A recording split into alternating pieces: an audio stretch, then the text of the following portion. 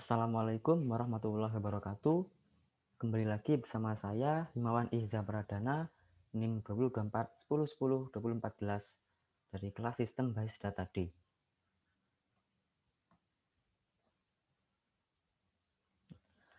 Pada kesempatan kali ini saya akan menjelaskan pembahasan modul 4, yakni implementasi IRD pada studi kasus peminjaman peralatan lab di Fasilkom. Nah, seperti yang sudah saya tunjukkan di sini, ini adalah IRD dari studi kasus tersebut, dan perlu diketahui pada studi kasus tersebut terdapat dua peer relationship. Yang pertama, pada item peminjaman terhadap entitas barang dan peminjaman. Yang kedua, ada kepala lab terhadap lab dan dosen. Untuk lebih jelasnya, langsung saja kita menuju pada implementasi pada PG-admin-nya. Pertama-tama kita buat terlebih dahulu database dengan menggunakan perintah create database, lalu diikuti dengan nama database yang akan kita buat. Di sini saya menyatakan dengan nama laboratorium. Lalu selanjutnya menuju pada pembuatan tabel, dan di sini saya sudah membuat 11 tabel tersebut. Nah, pada IRD ini kan ada 11 tabel, 11 entitas, dan pada PG-admin ini sudah saya buatkan ke 11 tabel tersebut. Yang pertama ada pembuatan tabel jenis barang. Nah, yang pertama kita menggunakan perintah create table diikuti dengan nama dari barang, diikuti dengan nama entitasnya. Sini nama entitasnya adalah jenis underscore barang. Lalu di line 4 ini adalah berisi atribut. Nah, atributnya ada jenis underscore barang underscore ID dengan tipe data small serial. Small serial ini berfungsi sebagai auto increment, yang mana auto increment itu berfungsi untuk otomatis mengisikan ID. Jadi misal kita menginputkan data pertama, lalu kita menambahkan data kedua, nah data kedua tersebut akan otomatis mendapatkan ID secara berurutan. Nah, untuk lebih jelasnya mungkin akan saya execute terlebih dahulu tabel jenis barangnya. Lalu coba kita insertkan atau kita masukkan data-datanya. Di sini ada dua data, yaitu komputer dan speaker ya, dengan keterangannya desktop dan aktif. Coba kita masukkan. Nah, lalu coba kita tampilkan.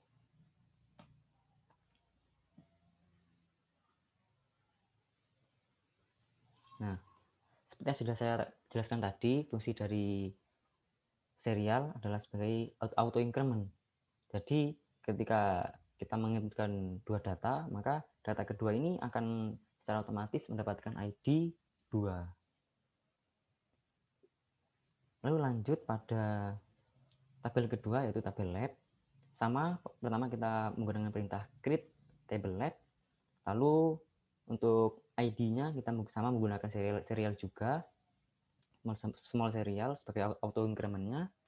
Lalu ada nama dengan tipe data varchar. Di sini saya definisikan dengan 50 dan wajib diisi, not null.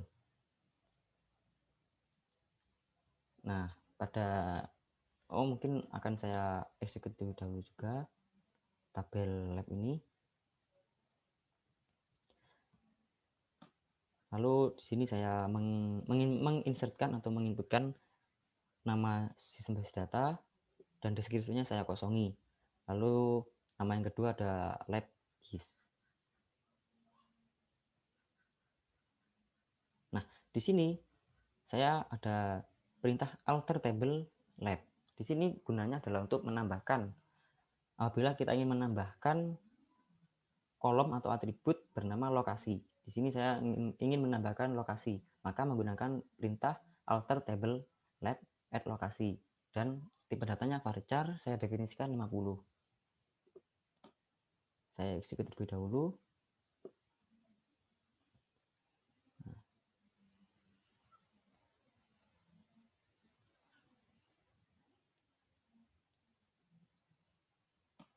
Lalu coba kita tampilkan.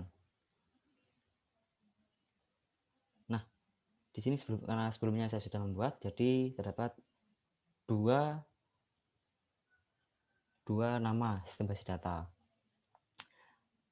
Dan yang sudah saya jelaskan tadi ya, auto increment, maka nama-nama di sini akan otomatis mendapatkan ID secara berurutan. Dan ini tadi fungsi dari alter sendiri adalah menambahkan, dan di sini saya menambahkan kolom baru atau atribut baru bernama lokasi. Nah, ini. Dan saya tegaskan lagi, mengapa di sini data sistem basis data ada dua, karena sebelumnya saya sudah membuat tabel lab dan sudah saya isi sistem basis data, dan di sini dan tadi saya isikan lagi, jadi terdapat nama sistem basis data dua atau ganda. Selanjutnya ada buatan tabel barang. Nah, pada tabel barang ini juga sama. Pertama ada create tabel barang, lalu atributnya ada barang ID juga sama, small serial sebagai auto incrementnya dan primary key. Nah, di tabel barang ini ada foreign key-nya. Foreign key-nya itu ada atribut lab underscore ID, tipe datanya int, integer ya, angka, lalu tidak boleh kosong, not null, dan references lab dalam kurung lab underscore ID. Maksud dari references ini adalah jadi atribut lab underscore ID ini merujuk pada tabel lab yang sudah kita buat tadi di atas. Nah, ini khususnya pada atribut lab underscore ID. Jadi atribut lab underscore ID ini mengambil data merujuk pada tabel lab, lebih tepatnya pada atribut lab underscore ID. Lalu jenis barang pun juga sama di sini. Jenis barang jenis underscore barang jenis barang ID. Tipe datanya juga int dan merujuk pada jenis barang. Merujuk pada tabel jenis barang yang sudah kita buat tadi di atas. Lebih tepatnya pada atribut jenis underscore barang underscore ID. Mungkin kita execute dulu ini. Maaf.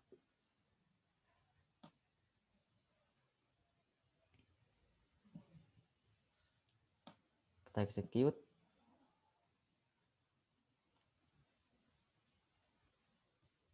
Lalu kita coba insertkan ya. Ini sudah saya insertkan, sudah saya masukkan lab ID-nya 1, jenis barang juga 1, dan nomor serinya juga nomor 01, deskripsinya baru. Lalu coba kita tampilkan.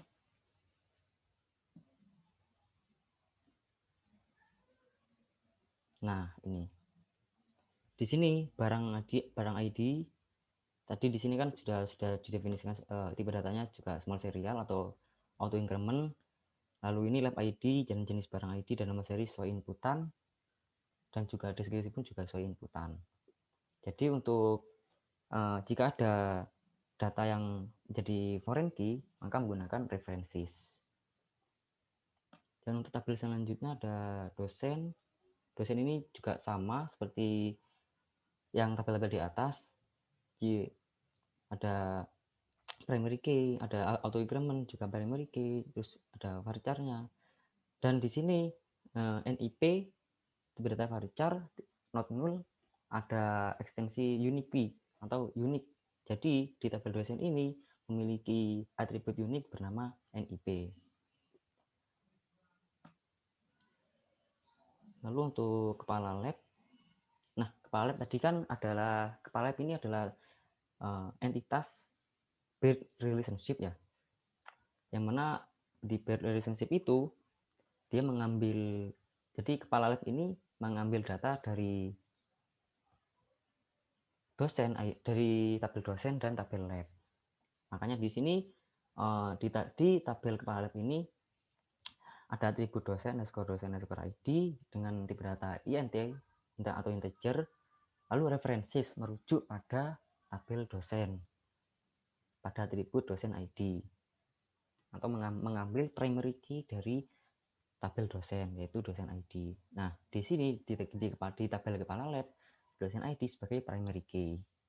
Begitupun juga dengan atribut lab underscore ID juga merujuk pada tabel lab pada atribut lab underscore ID. Lalu di sini ada tanggal mulai dengan atribut tanggal underscore mulai dengan tipe data date. Lalu di sini saya menggunakan default now. Artinya tanggal di sini akan otomatis mengisi tanggal saat ini. Secara otomatis tanggal akan diisi tanggal saat ini.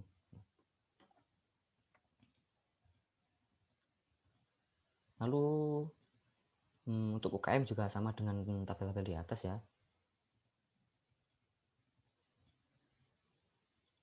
Dan tabel kegiatan pun juga sama. Di sini ada referensis, berarti di tabel kegiatan jika ada referensis berarti di tabel kegiatan ini ada foreign key-nya. Nah, foreign key-nya di sini adalah UKM.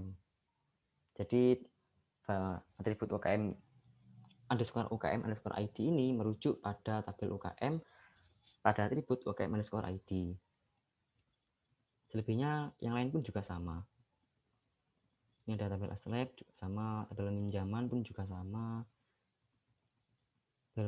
pengembalian juga sama. Ada ini referensinya atau primary key-nya adalah aslab underscore ID.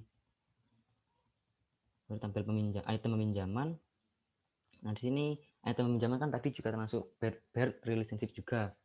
Jadi di sini foreign key-nya ada pada barang underscore ID dan juga peminjaman underscore ID. Jadi di tabel item peminjaman ini foreign key-nya ada barang ID dan mengambil atau merujuk pada tabel barang dan peminjaman, khususnya pada atribut barang ID dan peminjaman ID.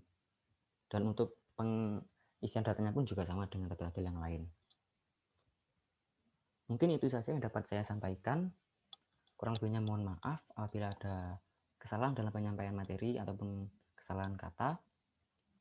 Saya akhiri. Wassalamualaikum warahmatullahi wabarakatuh.